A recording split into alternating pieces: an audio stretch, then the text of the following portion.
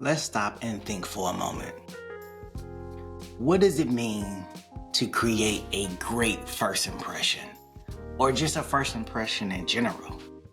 I remember the days of wanting to impress a woman or impress a girl that I was dating and give her the great impression that, hey, I'm this great provider, I'm this great person, I have humor, and I have all of that.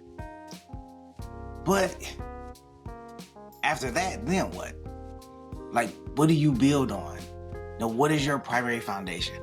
Before we go ahead and get into that, make sure you like, subscribe, share, and jump in those comments. Tell me whether you agree or not agree based on the information I'm about to provide you. So let's talk about the power of first impressions. So when we're talking about first impressions, we're talking about showing our best selves. Now, does that mean that is the 90-day us? That 90-day representative that everybody keeps talking about and telling you over and over and over again that you're not who you were when I met you in the beginning. You don't do the same things that you do in the beginning. So are you showing that 90, 180-day representative through the first course of the dating phase, the talking phase, and then eventually the relationship? Is keeping up appearances that important? So when you go in and you put your best foot forward, you're showing them that, hey, this is who I am, this is what I can be, and everything. Now, once you start to peel back the layers, then you start to kind of get into, the personality of the person and everything. But it doesn't mean that what they showing you is not who they are. Bringing flowers and everything.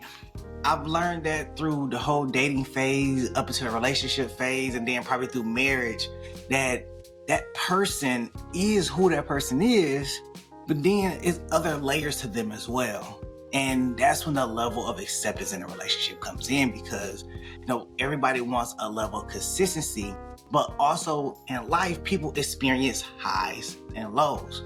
So some of the common pitfalls that follow behind this is not knowing the expectations of each other in the beginning. Now, in the dating and talking phase, it probably really doesn't matter what the expectations are, but once you get into the relationship, there has to be some kind of clear idea, form of expectations when you're talking about dating somebody and, over for the long haul, turning into a relationship. So it has to be some clear expectations. What are your expectations? What are things that you expect of the other person? Do you want flowers every week? Does the other person want to be cuddled every night, every night going to sleep, or watching movies or something like that? Or do you expect public displays of affection? There's a lot of people that don't like public displays of affection. See, me, I'm the type that I run up behind my girl right on the ass. So that's me. But everybody don't like that. Some people don't do that to me. They don't like it. So when you look at them common pitfalls, it's the communication. Are you communicating effectively? Is this person providing and hitting all the marks on your list? If you have a list, what are the green flags that you're looking for? Are they hitting the green flags? Are there red flags that you may not be paying attention to? I think in the first 3 months, you should be able to determine whether or not you want to continue to date this person and give them a chance. Or do you want to just step back and say, no, this is not for me. I don't like what you're bringing to the table. I don't like the energy that you have. So then, building a positive impression. So I don't walk into relationships with a representative. I walk in with pure, raw nature. Like, what you see is what you get. I'm comical, I'm witty, have a smart mouth, can be a bit of an asshole, all that stuff. You're gonna get all of that.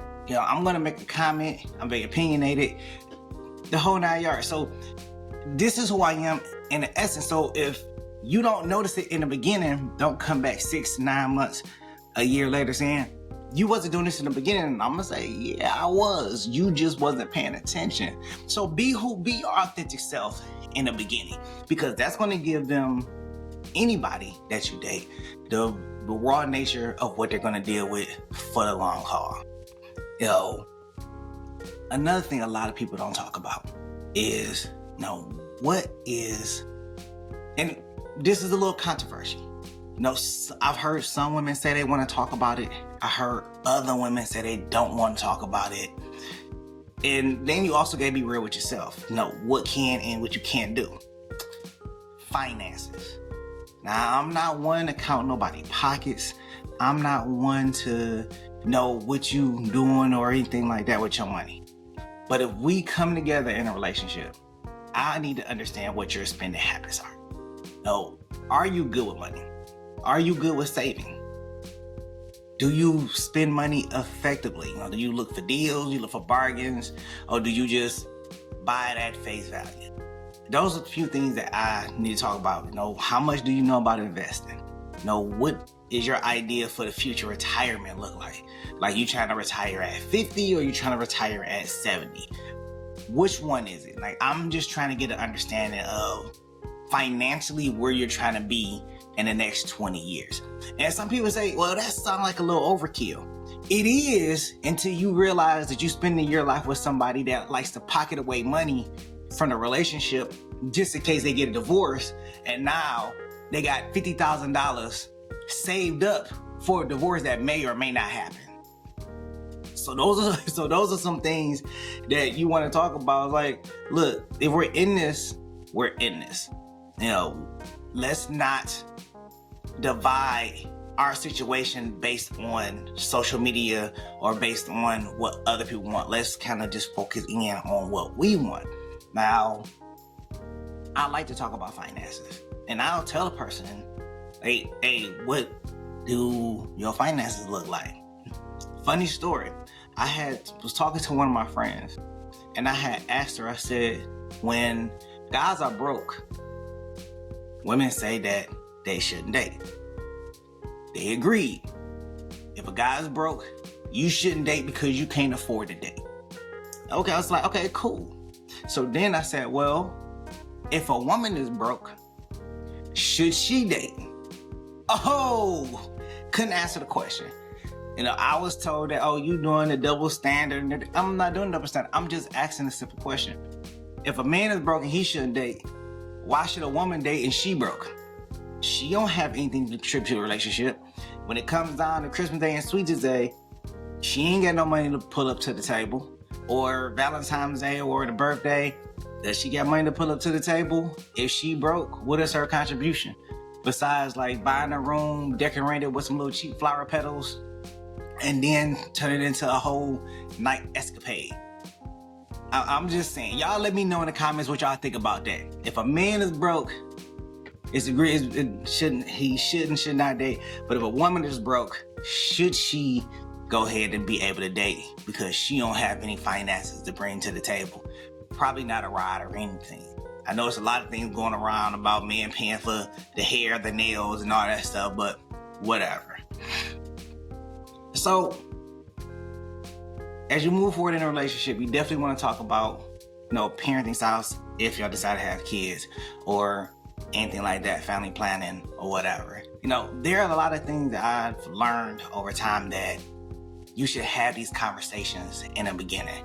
I had an ex-fiance, and we didn't have these conversations. And one of my friends tried to warn me and said, you're proposing to her after a year, and you're not having the conversations that you should have when you're talking about marrying somebody. And I didn't have those conversations about family planning or parenting styles. And we moved in, and the long and short of it is that she couldn't handle the pressure, and no matter how understanding I was, she ended up leaving and walking out. So you want to be able to have those conversations and be able to, and another thing that goes along with that is conflict resolution. Being able to resolve conflict. It's hard to be able to resolve a conflict in a situation if the other person is not ready to resolve it. I've heard conversations about people, one person want to resolve the conflict right then and there. Another person doesn't want to resolve the conflict. They want to wait until they both have a calm mind to be able to resolve the conflict. So being able to have those conversations about conflict resolution and how each other handles conflict will give you a good understanding for when you walk into that situation and you have conflict. Okay, well, I know this is how this person reacts. So now, let me adjust or adapt. So either we could try to resolve it right now, or we can come back, table it, and then we could just go ahead and resolve it later. Now, along with that, when we're talking about building a relationship and we looking at, finances, and we're looking at family planning, parenting styles, and we're looking at conflict resolution, what does all that look like for the individual when we talk about, for the individual or the couple, when we're talking about making it a successful marriage? Making it a successful relationship. So how self-aware are you with yourself? Do you know what your emotional triggers are? Do you know what any of your triggers are? Do you have any trauma that you may or may not be dealing with? Unresolved baggage that you may or may be carrying with you? Because to have a successful relationship, sometimes you walk into a relationship and you don't deal with any of that emotional trauma or triggers, and then you get into a relationship and then all that stuff starts to unpack itself and unfold. So sometimes it's best to just kind of deal with that stuff going forward, because you may find somebody that's able to walk through that fire with you, and other times you may not be able to find somebody to walk through that fire with you. So it's really essential to be very self-aware of yourself and understand what your triggers are. It took me a long time to learn what my triggers are and become self-aware, and I also had to study emotional intelligence to be able to influence my partner's feelings and emotions, so I could be able to understand and grasp and have the conversation. Because emotional intelligence is about recognizing the other person's emotion and then be able to communicate and kind of pull out some of that information from them. So it's recognizing and learning what another person's triggers is. Effective communication. This is one of the big things that I always promote on this channel is communication. Communication is one of the biggest things that people kind of can underestimate, because communication is a lot deeper than what a lot of people think it is. So you have to be very understanding that communication is a great foundation to build on. But as you build on it, you evolve it as well. Okay, so from active listening to non-communication cues, and the non-communication cues are really big. It could be facial expression, it could be body language, it could be anything, dealing with the person. So those non-communication cues is definitely something to look for. And then, continuing to grow with the person, making it intentional, as one of the guests has said, is making it intentional. You gotta be intentional with your relationship. You gotta look forward to doing things for your partner, consciously and effortlessly. You can't just put it in the back of your mind, or you can't just sidestep. If you're intentional about it, then it's going to be a continuous thing that you're going to do and grow. Then I mentioned earlier green flags and red flags. So looking at your relationship and saying, okay, is these red flags or is these growing pains? And I had learned this from my therapist. Growing pains is one of those things that, well, maybe people call it struggle love, but growing pain, well, no, I think it's not called. I'm going to differentiate growing pains. So let's start here. Red flags. So red flags is things that you just can't deal with. Whether they smoke cigarettes, smoke weed, very pessimistic. Shoot, it could be a person that's very optimistic. It's just red flags that you just can't deal with. But then you have growing pains. So growing pains is one of those things where you have some friction in a relationship, but it's one of those things where it's either a miscommunication, a misunderstanding of each other, and you kind of just grow through it. It's not as devastating as some people would think it is. Struggle love is one of those things where it's like, it could be in what some people will consider as very toxic. You could be dealing with a narcissistic person. You could be dealing with a very selfish or a very evolved person. You could deal with a person that's very violent, dramatic, and everything. And you're trying to make it work, but you keep coming up against the same wall time and time again. So when you're looking at that struggle love, it's like, and I had went through struggle love before dating a young lady, and we had our issues. We had consistent breakups, makeups, and then her ex was involved, and then he proposed to her, then I turned around and proposed to her, and she chose him. And, you know, it was a lot of up and down. There was a lot of back and forth that was happening in that whole situation. And, you know, I loved her, and I struggled to make it work because we would hit a wall so hard that we would stop. You know, there was times that we just got into arguments, and it was just literally over nothing. And then there was weekends where we were good as long as we were drunk. We were drunk, we were good together.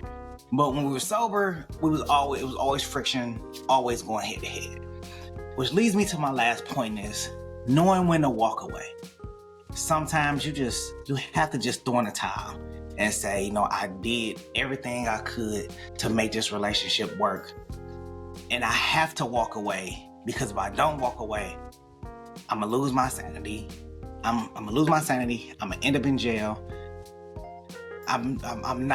This relationship is not beneficial for me or my mental health. And you have to walk away. You know, from first impression to knowing when to walk away. You want to bring your best foot forward, but is that who you're going to be all the way through?